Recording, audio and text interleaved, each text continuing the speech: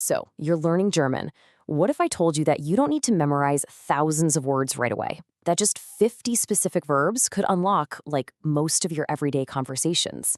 Well, today we're giving you that list, and more importantly, the strategy to actually make it stick. This is your toolkit to start speaking and fast. I mean, if you've ever opened a German textbook and just felt that wave of panic, seeing those endless lists of words, you are definitely not alone. It's a totally normal feeling. But trust me, there's a much smarter way to do this. And this is the secret. It really is. The goal isn't to learn 1,000 words. It's to master just 50. Why? Because these are the high-frequency verbs, the ones that do all the heavy lifting for you in pretty much any normal, everyday chat. Yeah, this whole approach is about working smarter, not harder. It's about focusing on the words that form the absolute skeleton of the language. Think of these verbs exactly like that, as the skeleton of German. Seriously, once you have this core structure down, you can start hanging all the other words, the nouns, the adjectives, off of it to build real, actual sentences. They're the action words that bring the whole language to life. Okay, so before we jump into the verbs themselves, there's one quick but really, really important pattern we need to get. It's the difference between weak and strong verbs. Trust me on this. Once you see this, a huge piece of German grammar is just going to click into place. So, pretty much every German verb has two parts. You've got the ending, which is usually en, and then you have the main part, the core, which is called the stem, or Stamm. And all the magic, all the real difference between these verb types happens right there in that stem. And this slide right here shows you everything you need to know. Look at the left side. Weak verbs are your best friends. They're predictable. The stem of machen is always mach, no surprises. But then, look over on the right. Strong verbs, they like to add a little drama. See how in sprechen, the vowel in the stem changes from an E to an I when you say spricht? That's it, that's the whole secret. All right, now that we've got that grammar pattern in our back pocket, let's start building your verb toolkit. We're going to kick things off with the absolute heavyweights, the verbs for being, having, and doing that you will use constantly. Here we go. These 5 are non-negotiable. You've got sein, to be, haben, to have, machen, to make or do, gehen, to go, and kommen, to come. Just with these, you can already say super important things like ich bin müde, I am tired, or ich gehe zur Arbeit, I'm going to work. This is your absolute foundation. And here's a sentence that is just so motivating for anyone learning a new language.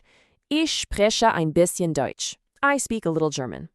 The verb that makes the sentence work, sprechen, leads us right into our next group. Now, this next group has some of those strong verbs we were just talking about.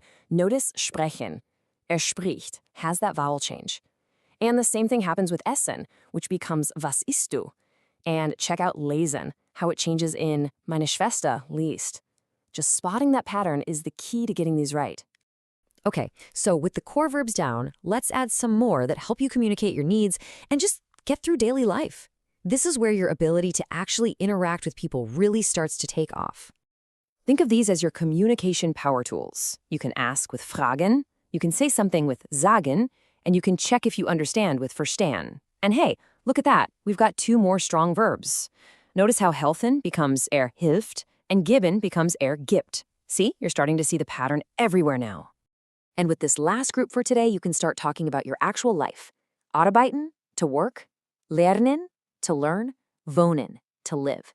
Now, most of these are nice and regular, but check out the last one. Schlafen, to sleep. Can you spot the strong verb change in that example? That's right. Das Baby schläft. The I gets an umlaut. You are totally getting the hang of this. So we've just covered the first 20 verbs from that essential list of 50.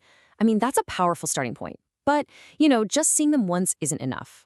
The last, and maybe the most important step, is figuring out how to make them actually stick in your brain. Okay, if you only remember one thing from this whole explainer, please make it this. Don't just drill flashcards that say, kaufen means to buy. Instead, learn the entire chunk from our slide, Maria kauft Gemüse. Learning words in their natural habitat, in full sentences, is the absolute key. It gives your brain the connections it needs to not just remember the word, but to actually use it. So here's your action plan. It's as simple as 1, 2, 3. 1. Review a few of these verbs and their sentences every single day. 2. Listen for them. Put on some German music, watch a show. You'll be shocked how often they pop up. And 3, the most important one, create. Write your own sentences. Make them about you. They'll stick so much better.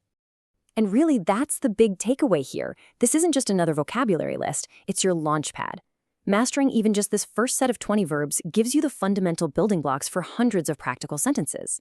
This is your true foundation for fluency. So, I leave you with a challenge.